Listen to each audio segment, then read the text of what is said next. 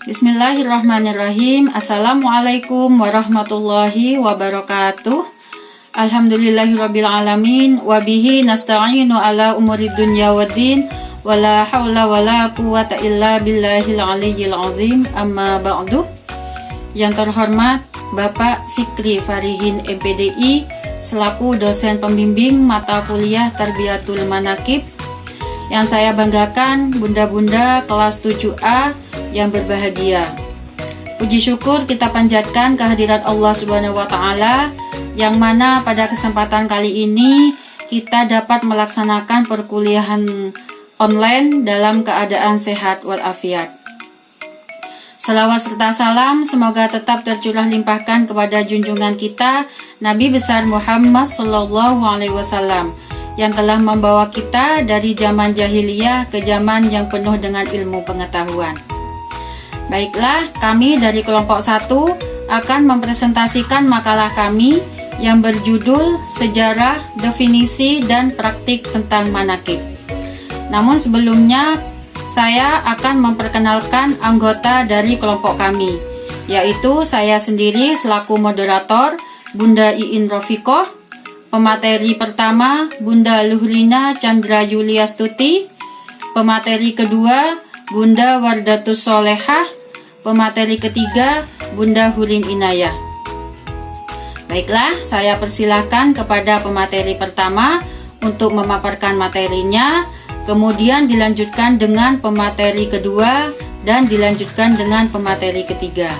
Terima kasih. Wassalamualaikum warahmatullahi wabarakatuh. Bismillahirrahmanirrahim. Assalamualaikum warahmatullahi wabarakatuh.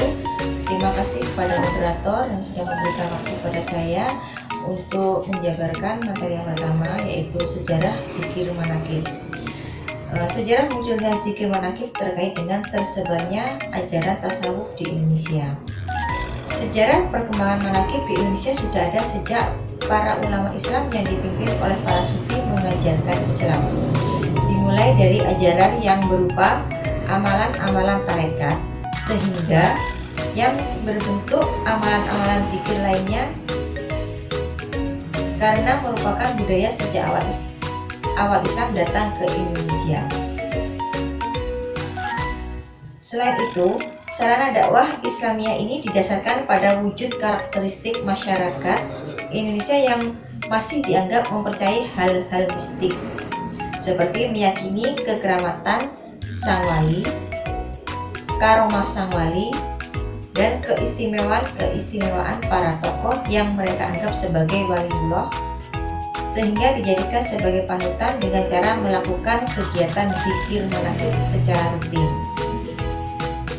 Dibandingkan ajaran-ajarannya, justru pengenalan masyarakat terhadap Syekh Abdul Qadir Jailani lebih dominan pada keajaiban-keajaiban, keluarbiasaan, dan kesaktian atau keampuhannya yang bersumber pada kitab-kitab manaqib. Dengan demikian, zikir manaqib sangat digemari oleh sebagian besar masyarakat Indonesia, khususnya di daerah Jawa, yang notabene adalah masyarakat pesantren yang banyak mengamalkan ritual zikir manaqib serta dari tahun ke tahun menumbuhkan para jamaahnya. Terima kasih, sekian pemaparan dari saya. Dilanjutkan kepada pemateri yang kedua. Wassalamualaikum warahmatullahi wabarakatuh. Assalamualaikum warahmatullahi wabarakatuh. Saya Wardatus Solihah akan melanjutkan materi dari Bunda Luhrina, yaitu materi yang kedua tentang pengertian atau definisi manaqib. Nah, di sini manaqiban berasal dari kata manaqib. Nah, manaqib yang berarti biografi. Ketika ditambah an menjadi manaqiban, yaitu istilah dari kegiatan pembacaan manaqib atau biografi Syekh Abdul Qadir Jailani. Adapun makna manaqib secara bahasa yaitu kisah kekeramatan atau keistimewaan sang wali. Nah, di sini ada ayat dalam Quran lafaz naqoba. yang disebutkan sebanyak 3 kali dalam berbagai bentuknya. Misalnya seperti naqiban yang mengandung arti pemimpin. Itu terdapat pada surah Al-Maidah ayat 12. Lalu ada juga lafaz naqban yang bermakna menolong. Terdapat dalam ayat Al-Quran pada surah Al-Kahfi ayat 97. Selanjutnya ada kata naqobu. Naqobu memiliki makna menjelajah. Terdapat pada surah Al-Kahf ayat 38. Nah, ketiga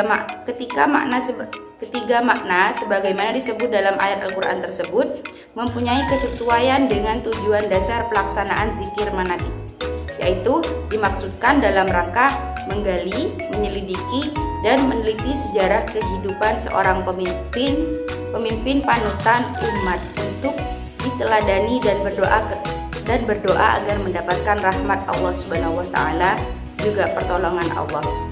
Nah, melalui perantara para orang suci yang telah menjadi kekasih Allah, jadi zikir manaqib sesungguhnya berkaitan erat dengan konsep tasawuf, konsep tawasul, sebagaimana disebutkan dalam surah Al-Maidah ayat 35 yang artinya, hai orang-orang yang beriman, bertakwalah kepada Allah dan carilah jalan yang mendekatkan diri kepadanya, dan berjihadlah pada jalannya supaya kamu mendapatkan keberuntungan. Adapun hadis qudsi juga menyebutkan, sesungguhnya Allah adalah suci, tidak terima kecuali yang suci pula. Sedangkan dalam riwayat lain juga disebutkan, barang siapa yang ingin dicintai Allah, merapatlah dengan para kekasih Allah atau waliullah. Duduklah bersama mereka, bergabunglah dengan mereka, maka kalian akan terciprati cahaya ruhaniyah mereka. Kalian akan dibahasi oleh pancaran kecintaan Allah melalui mereka. Sekian presentasi dari saya. Selanjutnya akan dibahas oleh teman saya, yaitu Bunda Hurin. Terima kasih. Wassalamualaikum warahmatullahi wabarakatuh. Assalamualaikum warahmatullahi wabarakatuh. Saya Hurin Inayah sebagai pemateri ketiga. Di sini saya akan menyampaikan tentang praktek manaqib. Ada beberapa tata cara zikir manaqib yang dilaksanakan di Pondok Pesantren Al-Qadiri. Yang pertama ialah sebelum membaca zikir manaqib diawali dengan membaca istighosah. Yang kedua, salat sunnah libiril walidain. Yang ketiga, membaca istighfar untuk memintakan ampun dosa kedua orang tua, para guru, dan kaum muslimin, khususnya untuk diri kita masing-masing. Yang keempat, membaca Al-Fatihah ditunjukkan kepada Nabi Muhammad SAW, para wali dan ulama, dan lain-lain. Yang kelima, melakukan muraqabah 3 kali dengan tawasul. Yang keenam, membaca doa. Yang ketujuh, membaca surah Al-Ikhlas 100 kali. Yang kedelapan, membaca manaqib atau nurul burhani oleh seseorang atau 2 orang yang lain membaca zikir. Dan yang kesembilan, sholat hajat. Yang ke-10, melakukan muraqabah diawali dengan tawasul. Yang ke-11, membaca salawat munjiat dan berdoa sendiri. Yang ke-12, membaca zikir. 13, membaca nazom. 14, sholat zikir. Nomor 15, membaca kalimat tauhid. Yang ke-16, membaca doa manaqib. Terima kasih. Wassalamualaikum warahmatullahi wabarakatuh.